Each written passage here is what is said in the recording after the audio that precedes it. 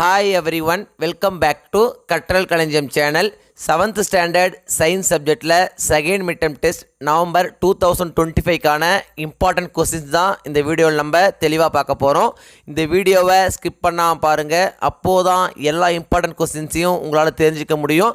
அது மட்டும் இல்லாமல் எக்ஸாமில் வரக்கூடிய எல்லா கொஸ்டின்ஸையும் அட்டன் பண்ணி நல்ல மார்க் ஸ்கோர் பண்ண முடியும். இது வரைக்கும் நம்ம சேனலை சப்ஸ்கிரைப் பண்ணாதவங்க சப்ஸ்கிரைப் பண்ணிக்கோங்க. அப்படியே பக்கத்தில் இருக்கிற பெல் ஐக்கான் சிம்பிளையும் ப்ரெஸ் பண்ணிக்கோங்க.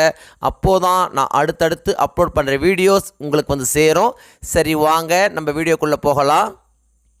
7th ஸ்டாண்டர்ட் சயின்ஸ் சப்ஜெக்டில் செகண்ட் மிட்டம் டெஸ்ட்டுக்கான போர்ஷன்ஸ் என்னென்ன அப்படின்னு பார்த்தீங்கன்னா, unit 1 heat and temperature, unit 2 electricity, unit 3 changes around as, unit 4 sell biology.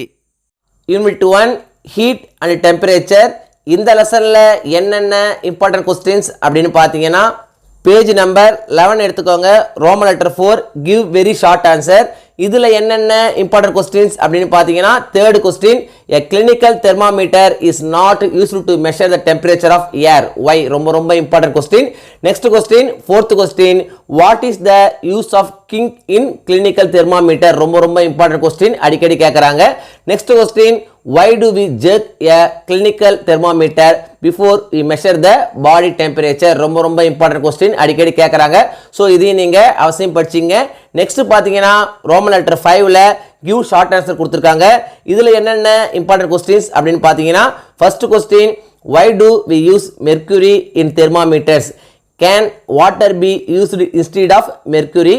What are the problems in using it. ரொம்ப இம்பார்ட்டன்ட் கொஸ்டின், அடிக்கடி கேட்கக்கூடிய question. So இந்த question நீங்கள் அவசியம் படிச்சிங்க.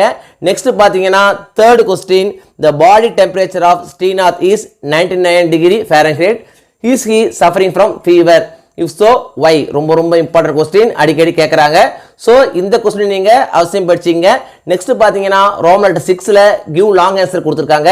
இதில் என்னென்ன இம்பார்ட்டன்ட் கொஸ்டின்ஸ் அப்படின்னு பார்த்தீங்கன்னா, first question, draw the diagram of a clinical thermometer and label its parts. ரொம்ப இம்பார்ட்டன்ட் கொஸ்டின், அடிக்கடி கேட்குறாங்க. நெக்ஸ்ட் பார்த்தீங்கன்னா, state the similarities and differences between the laboratory thermometer and the clinical thermometer. இதுவும் பார்த்தீங்கன்னா ரொம்ப important question தான். இந்த லெசனை பொறுத்த வரைக்கும் இந்த ரெண்டு லாங் ஆன்சருமே ரொம்ப இம்பார்ட்டன்ட் கொஸ்டின் தான். இந்த ரெண்டு ஒன்று நிச்சயம் நம்ம எக்ஸாமுக்கு வந்துடும். ஸோ இந்த ரெண்டு கொஸ்டின் நீங்கள் அவசியம் படிச்சிங்க. Unit 2 electricity. இந்த லெசனில் என்னென்ன இம்பார்ட்டன்ட் கொஸ்டின்ஸ் அப்படின்னு பார்த்தீங்கன்னா, பேஜ் நம்பர் 33 எடுத்துக்கங்க. Roman letter 7 very short answer. இதில் என்னென்ன இம்பார்ட்டன்ட் கொஸ்டின்ஸ் அப்படின்னு பார்த்தீங்கன்னா, first question, what is the speed of electric current. ரொம்ப இம்பார்ட்டன்ட் கொஸ்டின், அடிக்கடி கேட்குறாங்க. நெக்ஸ்ட் பார்த்தீங்கன்னா, ஃபோர்த் கொஸ்டின், டிஃபைன் ஃபியூஸ். இதுவும் பார்த்தீங்கன்னா ரொம்ப இம்பார்ட்டன்ட் கொஸ்டின் தான், அடிக்கடி கேட்கக்கூடிய question. Next question, name few insulators. இதுவும் பார்த்தீங்கன்னா அடிக்கடி கேட்குறாங்க. Next question, seventh question, what is a battery. ரொம்ப இம்பார்ட்டன்ட் கொஸ்டின், அடிக்கடி கேட்கக்கூடிய கொஸ்டின். ஸோ இந்த 4 கொஸ்டின் நீங்கள் அவசியம் படிச்சுக்கங்க. நெக்ஸ்ட் ரோமன் லெட்டர் 8 பார்த்தீங்கன்னா ஷார்ட் ஆன்சர் கொடுத்துருக்காங்க. இதில் என்னென்ன இம்பார்ட்டன்ட் கொஸ்டின்ஸ் அப்படின்னு பார்த்தீங்கன்னா, first question, define and electric current. ரொம்ப இம்பார்ட்டன்ட் கொஸ்டின், அடிக்கடி கேட்கக்கூடிய கொஸ்டின். ஸோ இதை நீங்கள் அவசியம் படிச்சிங்க. Next question, differentiate parallel and serial circuits. இதுவும் பார்த்தீங்கன்னா ரொம்ப இம்பார்ட்டன்ட் கொஸ்டின் தான். Next question, define electrical conductivity. இந்த லெசனை பொறுத்த வரைக்கும் இந்த 3 கொஸ்டினுமே ரொம்ப இம்பார்ட்டன்ட் கொஸ்டின் தான். இந்த 3 கொஸ்டினுமே அடிக்கடி கேட்குறாங்க. ஸோ இந்த 3 கொஸ்டின் நீங்கள் அவசியம் படிச்சிங்க. நெக்ஸ்ட் பார்த்தீங்கன்னா, ரோமன் லெட்டர் 9 கொடுத்துருக்காங்க, லாங் ஆன்சர். இதில் என்னென்ன இம்பார்ட்டன்ட் கொஸ்டின்ஸ் அப்படின்னு பார்த்தீங்கன்னா, third question, explain the construction and working of a dry cell. ரொம்ப இம்பார்ட்டன்ட் கொஸ்டின், அடிக்கடி கேட்கக்கூடிய கொஸ்டின். ஸோ இந்த கொஸ்டின் நீங்கள் அவசியம் படிச்சிங்க.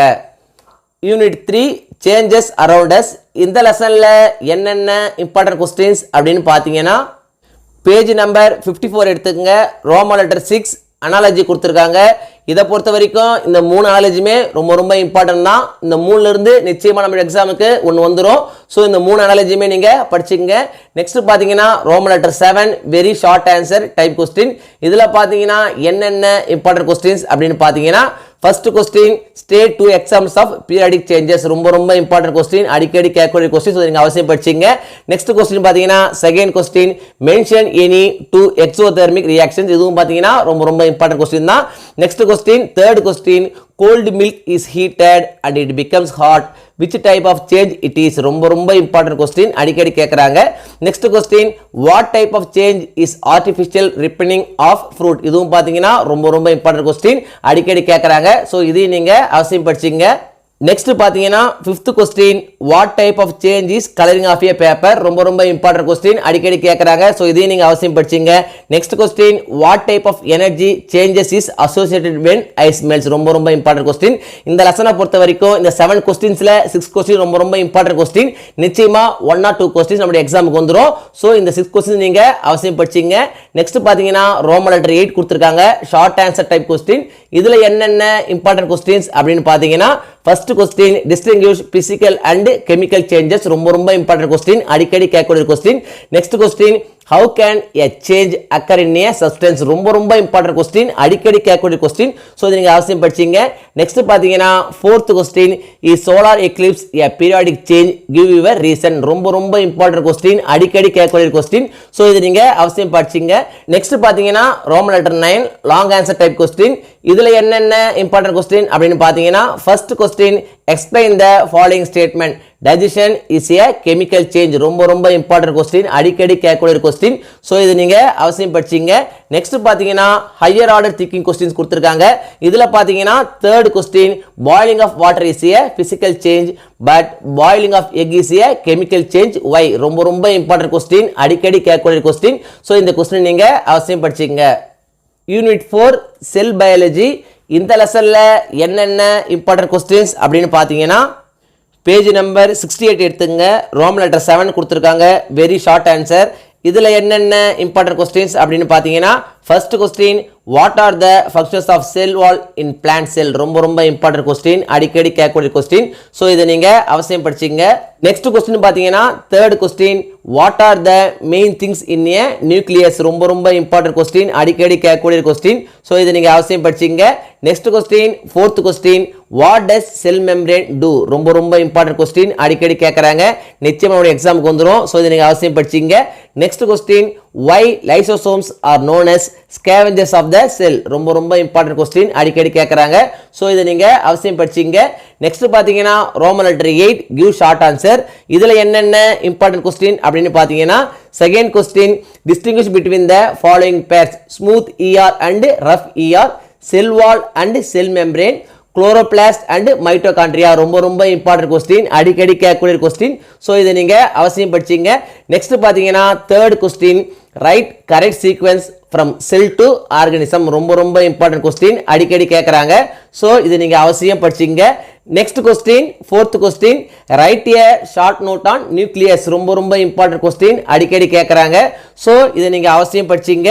நெக்ஸ்ட் question என்னன்னு பாத்தீங்கன்னா classify the following terms into cells tissues organs and write in the tabular column given below ரொம்ப important question அடிக்கடி கேக்குறாங்க. சோ இந்த question நீங்க அவசியம் படிச்சீங்க. neuron lungs xylem brain adipose leaf RBC WBC hand muscle heart ovum squamous phloem cartilage ரொம்ப important question அடிக்கடி கேக்குறாங்க. சோ இந்த question நீங்க அவசியம் படிச்சீங்க. நெக்ஸ்ட் பாத்தீங்கன்னா Roman letter 9 give long answer. இதுல என்னென்ன இம்பார்ட்டன்ட் क्वेश्चन அப்படினு பாத்தீங்கன்னா first question write about any 3 organelles in detail ரொம்ப இம்பார்ட்டன்ட் क्वेश्चन அடிக்கடி கேக்குறாங்க. சோ இந்த क्वेश्चन நீங்க அவசியம் படிச்சீங்க. செகண்ட் மிட் டெர்ம் டெஸ்ட்டை பொறுத்த வரைக்கும் இந்த வீடியோவில் நான் கொடுத்துருக்கிற இந்த கொஸ்டின்ஸை மட்டும் நீங்கள் படித்தா போதும். எக்ஸாமில் வரக்கூடிய எல்லா கொஸ்டின்ஸையும் அட்டன் பண்ணி நல்ல மார்க்ஸ் ஸ்கோர் பண்ண முடியும். 1 மார்க்ஸை பொறுத்த வரைக்கும் இம்பார்ட்டன்ட் 1 மார்க்ஸ் அப்படின்னு படிக்காதீங்க. எல்லா 1 மார்க்ஸையும் படிச்சுக்கோங்க. அப்போது தான் 1 மார்க்ஸ் செக்ஷனில் உங்களால் ஃபுல் மார்க்ஸ் ஸ்கோர் பண்ண முடியும். இந்த வீடியோ நிச்சயம் உங்களுக்கு யூஸ்ஃபுல்லாக இருந்துக்கும் நம்புகிறேன். இந்த வீடியோ உங்களுக்கு பிடிச்சிருந்தா லைக் பண்ணுங்கள், கமெண்ட் பண்ணுங்கள், மறக்காமல் உங்கள் ஃப்ரெண்ட்ஸுக்கும் ஷேர் பண்ணுங்கள். வேறு ஏதாவது டாபிக்ஸில் உங்களுக்கு வீடியோஸ் தேவைப்பட்டாலும் கமெண்ட் பாக்ஸ்ல போடுங்க. Thank you. Thanks for watching my channel. See you in the next video.